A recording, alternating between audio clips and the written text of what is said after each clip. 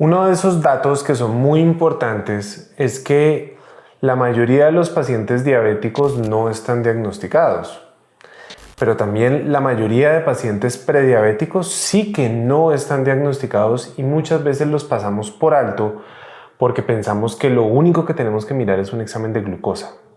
En este caso quiero mostrarte el caso de un paciente de 40 años que sus exámenes podrían parecer, a excepción de un examen, podrían parecer completamente normales y si no es porque le hubiéramos pedido un perfil un poco más completo, habríamos pasado por alto que ese paciente desde ya de 40 años, siendo muy joven, su riesgo cardiovascular y cardiometabólico es muy alto.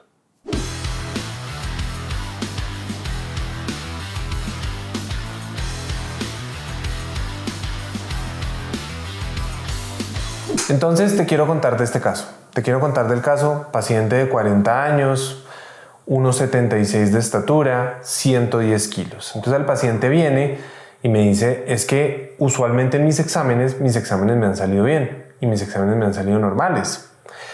Entonces vamos a empezar con la primera página de los exámenes y vamos a ir mirando, donde podemos ir mirando algunas cosas que uno podría considerar normal. Entonces cuando vamos a mirar su perfil tiroideo, porque de pronto decimos, bueno, miremos cómo está la tiroides. Una tiroides, como la puedes ver en la imagen, perfectamente normal. Valores de T3 libre, T4 libre y TSH perfectamente normales. Miremos abajo lo que dicen los valores de homocisteína. La homocisteína es un aminoácido que interviene en muchos factores, especialmente en un gran ciclo que se llama el ciclo de la metilación. Y la homocisteína en algunas personas ha estado relacionada con aumento en el riesgo cardiovascular. Hay algunos autores que sugieren que homocisteínas que superen a 8 en ausencia de algún riesgo cardiovascular ya puede ser indicio de que algo está empezando a suceder. Y recordemos que este paciente tiene 40 años, o sea, es un paciente muy joven. Pero hasta ahí todo parecería bien. Tiene un colesterol de alta densidad, lo que se llama colesterol de alta densidad, muy mal llamado, porque lo que es el tipo de partícula que lo transporta en 31. Entonces podemos decir, bueno, eso para los parámetros normales es bajito. Miremos el resto de sus exámenes de colesterol. El resto de sus exámenes de su perfil lipídico nos dice que tiene un colesterol total en 158, para lo cual cualquiera que mire esto le va a decir que está perfecto, y que tiene un colesterol LDL, lo que llamamos erróneamente el colesterol malo, lo tiene en 84, que de nuevo, cualquiera que mire esto le va a decir que sus niveles están normales. Ahora miremos los niveles de glucosa. Los niveles de glucosa se ven normales, en 90 en ayuno y en 79 después de un desayuno. O sea, tiene una ligera disminución, una ligera hipoglicemia, pero digamos que todo parecería normal. Y hay un examen por un mecanismo que se llama la glicación, que es qué tanta glicación empiezan a tener esas partículas de hemoglobina, y se saca un porcentaje, el porcentaje de glicación que ocurre se comporta como un valor predictivo para poder pensar cómo han estado los niveles de glucosa en un promedio de 3 meses. Y él tiene 5.5. 5.5 es, digamos, como el límite para muchos, más o menos 5.5, 5.6 de normalidad, que de ahí para abajo es normal, pero digamos que es normal. Entonces, este paciente se podría ir de la consulta diciendo, no tengo ni idea de qué es lo que pasa, porque todos mis exámenes salieron normales. Tengo la glucosa normal, tengo la tiroides normal, tengo la hemoglobina glicosilada normal, tengo un perfil lipídico casi que de enmarcar y está normal, pero tengo obesidad. Entonces, quiero recordarte una cosa. La diabetes, que es una enfermedad donde tratamos la consecuencia del azúcar elevado en sangre, de la glucosa elevada en sangre, la diabetes no se trata únicamente tratando la glucosa elevada en sangre, porque la diabetes es una consecuencia, pero no es la causa. La causa es la resistencia a la insulina, y la resistencia a la insulina la causa la hiperinsulinemia, y la hiperinsulinemia la causa la mala alimentación, o otros factores como hay factores tóxicos, hay factores por disbiosis, pero digamos que el gran principio de las personas que tienen Hiperinsulinemia, es decir, exceso en la producción de insulina, está causado por una mala alimentación o una alimentación excesiva o una alimentación mal balanceada, es decir, donde predominan los carbohidratos, especialmente los carbohidratos almidonados y los azúcares simples o los azúcares sueltos, muy baja fibra, muy baja proteína, muy mala cantidad de grasas saludables, una alta cantidad de aceites inflamatorios y que termina llevando pues como a todo este proceso. La mayoría de los diabéticos no están diagnosticados. La mayoría de los prediabéticos nadie les presta atención porque la prediabetes, si el azúcar no está en el borde, ya aquí en el bordecito antes de caerme al precipicio, no me hacen el diagnóstico. Pero recordemos que los cambios de la resistencia a la insulina de un paciente pueden empezar hasta 10 años. Óyeme bien, 10 años. Y a todas las personas que están viendo esto, quiero que lo tengas claro. El momento en el que tienes un diagnóstico de estar muy cerca a la diabetes o ya con diabetes desde hace 3 a 10 años, los cambios ya venían ocurriendo y ya eran diagnosticables. Entonces miremos un indicador que lo hemos hablado en otros videos que ya nos hacía pensar que había algo completamente mal, así todo se viera muy bien, y es los triglicéridos. Como puedes ver en la imagen, tenemos un valor de triglicéridos de 384. Ya hemos hablado que el valor de triglicéridos ideal es que no duplique el valor del HDL. Es decir, este paciente, si bien tiene un HDL muy bajo, pongámosle que su valor ideal de triglicéridos no debía ser superior a 100. Pensando en que tuviera un valor de HDL ideal más o menos hacia 50 y que no duplique el valor del HDL. Entonces, su valor de triglicéridos en 384 está en una relación más o menos de 10 veces, de 1 a 10, muy por encima, 10 veces por encima mayor a lo que debería tener. Y esto es un marcador de riesgo cardio-cerebro-metabólico importantísimo al que cada día le salen mucho más estudios, que además nos hace pensar de otras cosas. Nos hace pensar si quizás hay resistencia a la insulina. Y oh sorpresa, hacemos una medición de insulina, que para muchos no tiene validez porque siguen esperando a que les entreguen el artículo donde les muestren que sí se hizo. A mí me gusta ser más de las personas que me gusta hacerme la hipótesis y yo mismo comprobar y validar, no solamente esperar a que otro valide. A mí me gusta buscar y validar. Y llevo muchos años haciendo análisis, pidiéndole a los pacientes insulina, y después de haber pedido miles de veces exámenes de insulina, te digo que es un examen muy útil. ¿Que faltan algunos métodos de estandarización para poderlo hacer igual en todo el mundo? Sí, eso es cierto, pero en este momento me siento muy cómodo para poder hablar del tema y para poderlo pensar.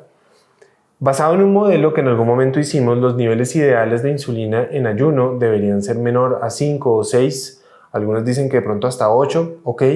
Y los valores ideales después de una carga de glucosa o después del desayuno o en cualquier momento del día deben ser menores a 30. Incluso algunos dicen a 25. Entonces miremos los exámenes de nuestro paciente. Este paciente tiene un examen de insulina en ayuno en 55. Te recuerdo que dijimos que el valor ideal es menor a 5, es decir, tiene un valor 10 veces por encima de lo que debería tener. Quiere decir que su páncreas, en ausencia de alimento, dado la alimentación que él lleva, ya está predispuesto. Y fíjate una cosa, interrogándolo, él me cuenta que en la noche se duerme muy tarde, 1 o 2 de la mañana, y a esa hora es cuando más le da hambre. Y a esa hora es cuando se va y pica y come cualquier cosa. Entonces, claro, si se va a hacer el examen a las 7 de la mañana, sus niveles de insulina están por el cielo porque todavía está tratando de lidiar con la glucosa. Entre más alto el pico de glucosa, el pico de insulina que tiene que haber para poder manejar esa glucosa, para poderla distribuir a las células, y lo que faltó poderlo distribuir al músculo, al hígado, y lo que no para poderlo exportar en forma de grasa, va a ser muy alto. Pero entonces él va y desayuna y cuando vuelve tiene 68. Dijimos que lo normal es hasta 30. Tiene 68, más del doble. Porque ya está empezando a tener hiperinsulinemia, ya está empezando a tener casos donde hay demasiada insulina. Todavía la puede manejar, motivo por el cual la glucosa se ve normal, motivo por el cual la glicosilada se ve normal, porque todavía la puede meter en diferentes partes, pero está exportando demasiado para formar grasa. Recuerda, mide 1,76 y pesa 110 kilos, 40 años, un paciente muy joven. Este paciente con un valor de... Entonces ya cuando abrimos nuestra mente y pensamos y miramos otras cosas, nos damos cuenta, una insulina absolutamente elevada en ayuno, una insulina absolutamente elevada después de comer. Y cuando eso lo cruzamos y lo miramos y decimos, ¿dónde puedo ver yo algo similar? El valor de triglicéridos se relaciona con el exceso de carbohidratos en la ingesta, especialmente el exceso de azúcares y especialmente el exceso de cereales y almidones, porque uno tiene una enzima que se llama la amilasa que rompe completamente esas columnas de glucosa y les vuelve glucosa suelta y eso entra muy rápido a la sangre. Entonces, ese valor de triglicéridos no podría existir así de alto si él no estuviera exportando glucosa que convirtió a grasa dentro de su hígado y su hígado la tiene que exportar en forma de triglicéridos en sangre, en el cachetico, en la llantica, y eso es lo que lo está haciendo a él subir de peso. Entonces es evidente que estamos con un paciente que ya tiene una prediabetes. ¿Por qué tiene una prediabetes? Porque ya tiene exceso de insulina. De aquí a que él se vuelva resistente a la insulina es en cualquier momento. ¿Cuándo? No puedo saberlo. En cualquier momento. Y de ahí a que cuando se vuelva resistencia a la insulina, el valor de glucosa ya no sea estos valores de 90 y 79, sino que ya sea de 126, 130, 140, es decir, una diabetes como tal ya instaurada, eso puede pasar en cualquier momento. Y esto lo veo con demasiada frecuencia. Pacientes que aparentemente vienen con exámenes normales, incluso con unos perfiles lipídicos que le dicen, no, ese tema, tu colesterol está tan bueno que seguramente tus triglicéridos son un tema familiar. Y yo lo reinterrogo y le digo, sí, cuéntame, ¿en tu familia alguien tiene los triglicéridos altos? Y me dice, la verdad no. Y cuéntame, ¿qué es lo que estás comiendo de noche? No, sí estoy comiéndome un exceso de carbohidratos. Entonces tenemos que oír a nuestros pacientes. Como dice el dicho, oye a tu paciente que te está dando el diagnóstico. Cuando tenemos la humildad y la valentía de hablar con nuestros pacientes, de entender un poquito más las cosas, de pensar por fuera de la caja, de aprender a integrar, de aprender a tratar causas y no consecuencias, nos damos cuenta que a este paciente, haciéndole una intervención donde le aumentamos su cantidad de fibras, donde le pedimos que no coma después de las 7 de la noche, donde le manejamos una frecuencia de 2 o 3 veces al día de la comida, comiendo muy buena cantidad de vegetales, muy buena cantidad de proteína, muy buena cantidad de grasas saludables. Por ahora a él le conviene mucho dejar los almidones, los azúcares, incluso por un tiempo le conviene dejar la fruta, que por más que la fruta tenga muy buena fibra, en él, como ya tiene un valor de triglicéridos tan alto, un poquito de fruta se le puede comportar como si estuviera mal, pero no porque la fruta sea mala, es porque es un factor individual de él, y es transitorio. Después, cuando se sane, va a poder volver a disfrutar la fruta, que la fruta es genial. Si fuese a consumir fruta, podría consumir frutas de muy bajo índice y de carga glicémica. Frutas como los arándanos, como las fresas, como las uchuvas, frutas que tengan un índice y una carga glicémica mucho más baja. Este paciente le conviene mucho hacer ejercicio cardiovascular, pero también hacer ejercicio de pesas para mejorar el reservorio de la glucosa y hacer que esos niveles de triglicéridos también se bajen y se consuman mucho más rápido. Y de esa manera los niveles de insulina van a bajar y le vamos a prevenir lo que hoy sigue siendo la principal causa de muerte en el mundo, lo que hoy sigue siendo la principal causa de ceguera, sordera, amputaciones, de enfermedad renal, que es todo lo derivado a la diabetes y todo lo derivado a los problemas cardio, cerebro, metabólicos, sin incluir todos los problemas articulares que también son una tragedia. Entonces, te lo quiero contar porque muchas veces los pacientes lo que tienen es un diagnóstico incompleto. Y como profesionales de la salud, a veces miramos solo una glucosa y como la glucosa está bien, decimos que no pasa nada, y la tiroides está bien, que no pasa nada, y nos ponemos a buscar otras cosas, no medimos las cosas de manera dinámica y no recordamos que el cambio en esto puede venir desde muchos años antes y viene en la insulina, y cuando aprendemos a medirla y cuando aprendemos a interpretarla, encontramos grandes soluciones. Y cuando aprendemos a cruzarlos con otros factores, como los triglicéridos solos ya habrían sido gran indicador. Y ahí es cuando uno levanta la cabeza del papel, te encuentras con el ser humano que tienes al frente, porque no tratamos papeles, tratamos seres humanos. y te das cuenta que es un ser humano que definitivamente tiene unos hábitos que explican el porqué de estos exámenes. Y si los hábitos lo trajeron hasta acá, sus hábitos lo van a corregir.